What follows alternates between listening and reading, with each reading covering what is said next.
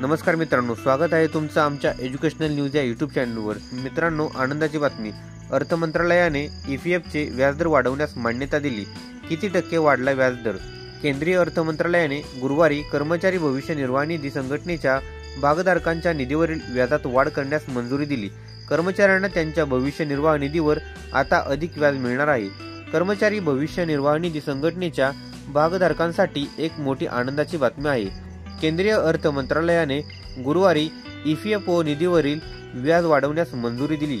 या निर्णयामुळे भविष्य निर्वाह निधीमध्ये गुंतवणूक करणाऱ्या लाखो कर्मचाऱ्यांना फायदा होणार आहे।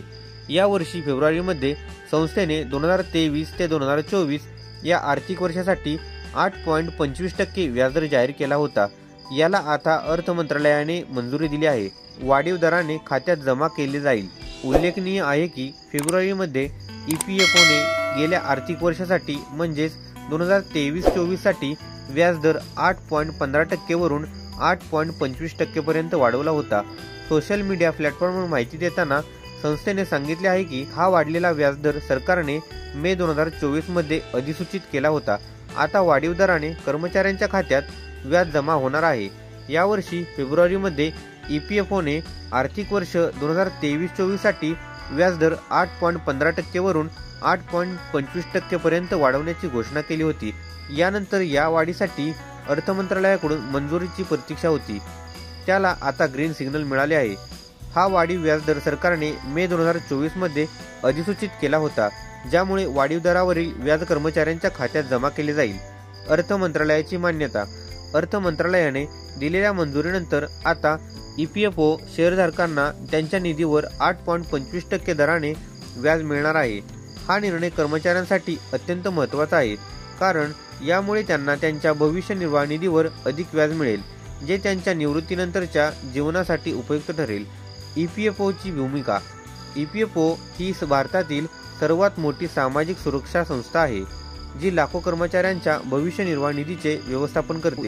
व्याजदरातील ही वाढ त्या कर्मचाऱ्यांसाठी दिलासा देणारे आहे, जे त्यांच्या भविष्य निर्वाह निधीमध्ये नियमित योगदान देतात। ईपीएफओने सोशल मीडिया प्लॅटफॉर्मवर देखील ही माहिती दिली आहे, जेणेकरून शेअरधारकांना वेळेवर माहिती मिळू शकेल।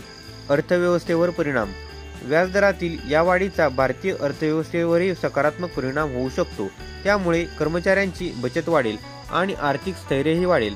अर्थ मंत्रालयाचा हा निर्णय सामाजिक सुरक्षेच्या दिशेने सरकारने उचललेले आणखी एक महत्त्वाचे पाऊल मानले जात आहे। भविष्यातील संभावना।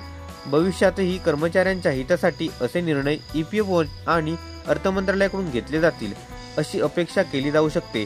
व्याजदरातील ही वाढ सरकार कर्मचाऱ्यांचे आर्थिक भविष्य सुरक्षित करण्यासाठी कटिबद्ध असल्याचा पुरावा आहे। ईपीएफवर 8.25% व्याजदर वाढल्याने कर्मचाऱ्यांच्या भविष्य निर्वाह निधीमध्ये गुंतवणूक करण्यास प्रोत्साहन मिळेल। केंद्रीय अर्थ मंत्रालयाचा हा निर्णय कर्मचाऱ्यांसाठी अत्यंत महत्त्वाचा असून त्यामुळे त्यांची आर्थिक सुरक्षा वाढणार आहे। भविष्यातही सरकार आणि ईपीएफओच्या या दिशेने आणखी सकारात्मक पावले उचलतील अशी अपेक्षा आहे। हा निर्णय कर्मचाऱ्यांसाठी मोठा दिलासा तर आहेच, पण भारतीय अर्थव्यवस्थेसाठी सकारात्मक संकेत आहे। कर्मचाऱ्यांना आता त्यांच्या भविष्य निर्वाह निधीवर अधिक व्याज मिळेल, ज्यामुळे त्यांची आर्थिक स्थिती मजबूत होण्यास मदत होईल आणि त्यांना त्यांच्या भविष्याबद्दल सुरक्षित वाटेल। तर मित्रांनो, हीच माहिती या व्हिडिओच्या माध्यमातून द्यायची होती। अशाच प्रकारच्या नवीन व्हिडिओसाठी लगेच आमच्या चॅनलला सबस्क्राईब करून या व्हिडिओला लाईक आणि शेअर करा। चला तर मग भेटूयात पुढील व्हिडिओमध्ये। धन्यवाद। जय हिंद, जय महाराष्ट्र।